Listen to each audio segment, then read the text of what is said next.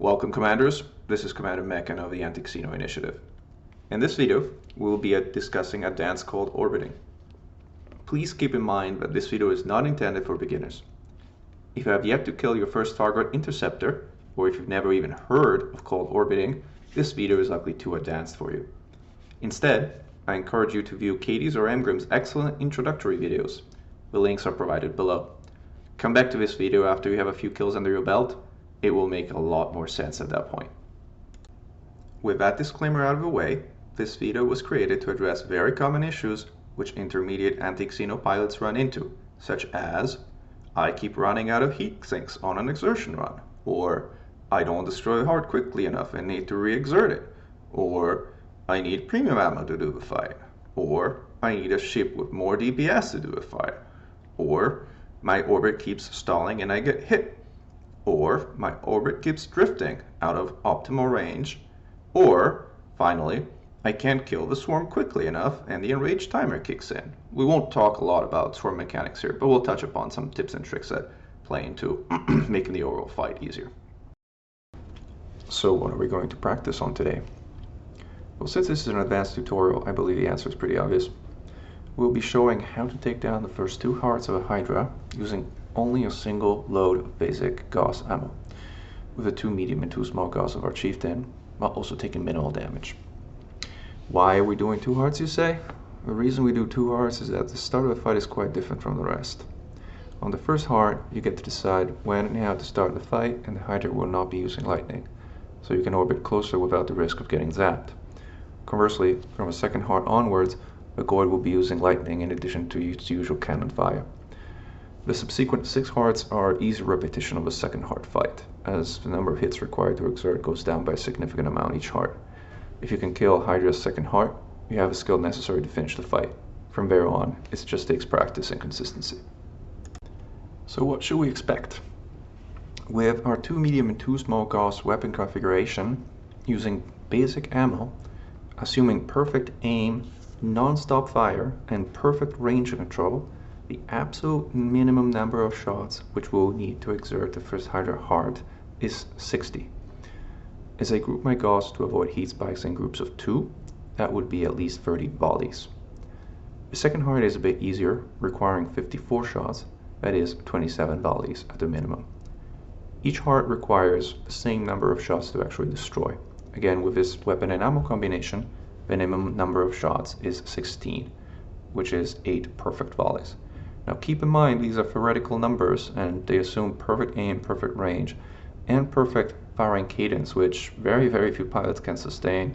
Consequently, I would personally expect the actual number of volleys required to be somewhat higher than the theoretical minimum. Okay, so now off we go.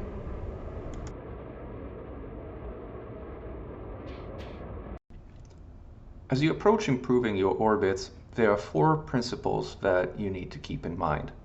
Those 4 principles are, first, let the Goid come to you, which you could also express as only chase the Goid when it goes to rearm. Second, get uncomfortably close. Third, orbit with your laterals. And fourth, always anticipate. We're going to go in detail through each one of these.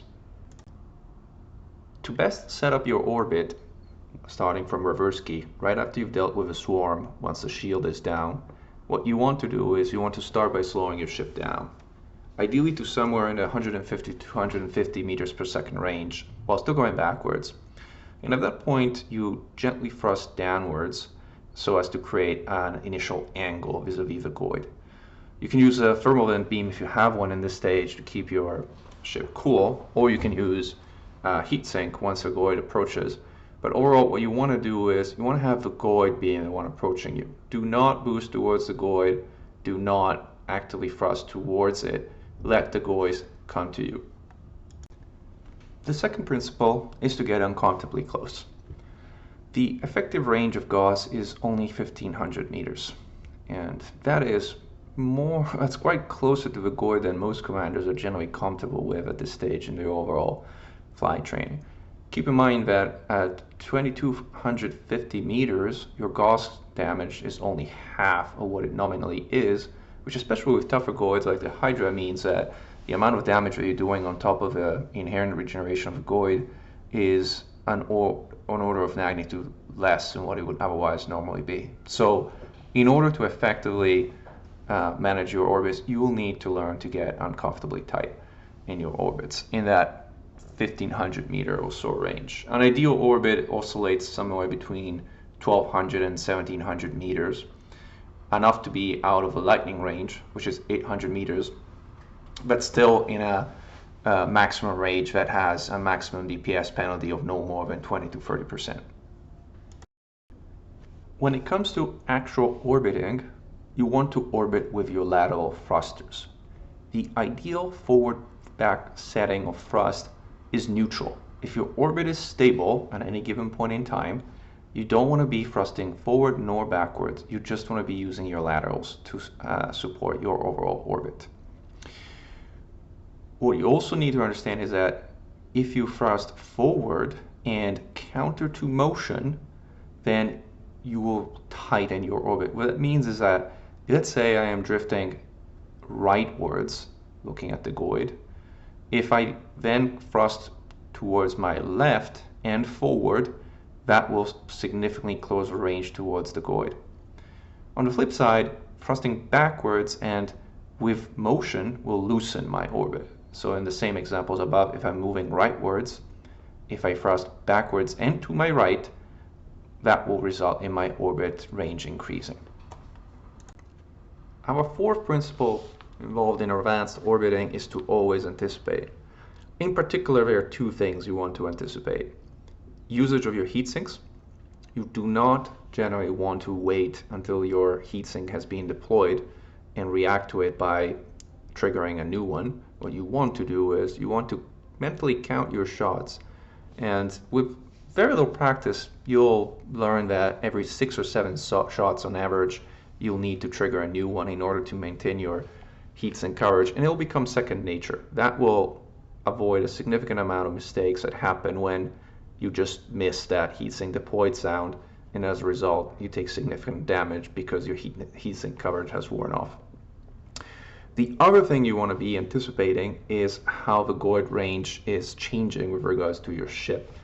If your Goid is gaining on your ship, as in the range is closing, you want to act immediately to loosen your orbit, and conversely, if you notice that your Goid goes to rearm, hey, it's turning around, you want to immediately boost and counter towards motion to chase it so that your range doesn't go too wide. This takes practice to learn, but the principle is important as it will significantly increase the effectiveness of your orbits and orbits adjustments. Now let's look at this in practice on the first heart of a Hydra. As you can see, I'm approaching with a TV beam, slowing down to about 150 to 250, slightly thrusting down to create an angle. I have an angle of a Goid. Now I'm in rage, switching to Gauss, opening fire. Now, as you can see, I am thrusting downwards and forward to continue my orbit. As the Goid is gaining range, I'm trying to tighten my orbit as it is somewhat farther than I would ideally want. Now the Goid is going to rearm, turned around. I will boost to chase it, not straight into it, but at somewhat of an angle, so that when it turns around and faces me again, it's at the ideal range that I want it to be. I continue using my laterals to adjust my orbit while slowing down as it was going too fast, and continue firing. This is a stable orbit, as you can see. I proactively heatsink. Now the Goid is going to rearm again. I let it turn around and boost towards it, because I'm pretty close, and slightly down, and again the orbit restarts. I take a pop shot there, and the heart is out. Again, I'm in a situation where the orbit is stable, so I don't really need to do anything except keep my thrusters going right, since my orbit is going right. And the heart is down. And I can boost away.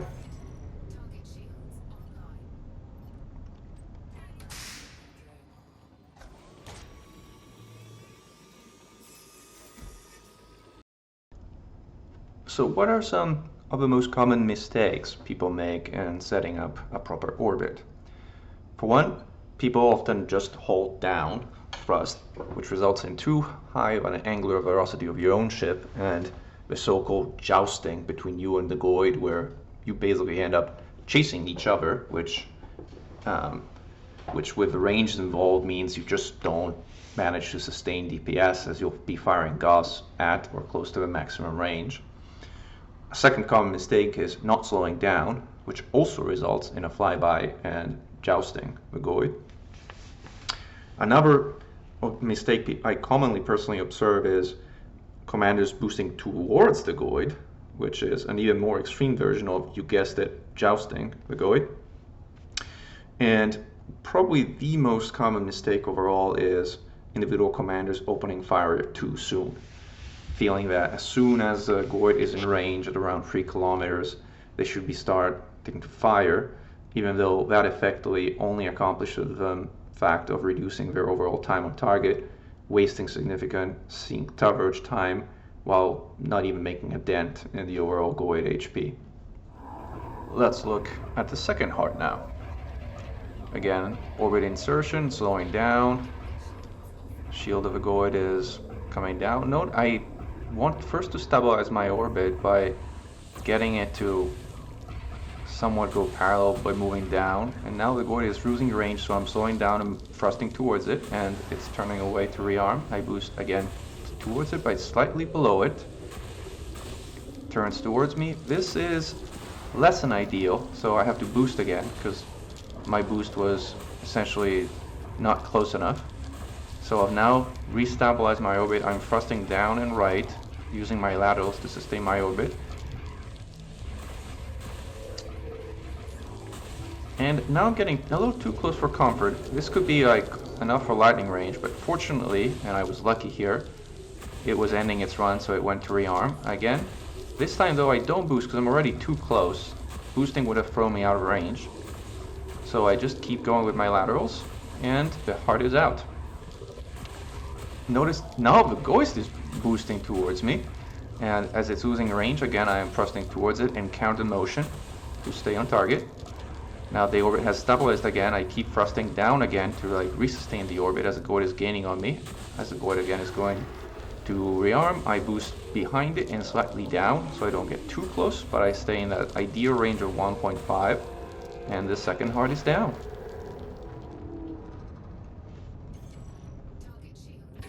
So what are some of the common mistakes people make when orbiting? One of the most common ones is commanders who boost either too often or at the wrong times.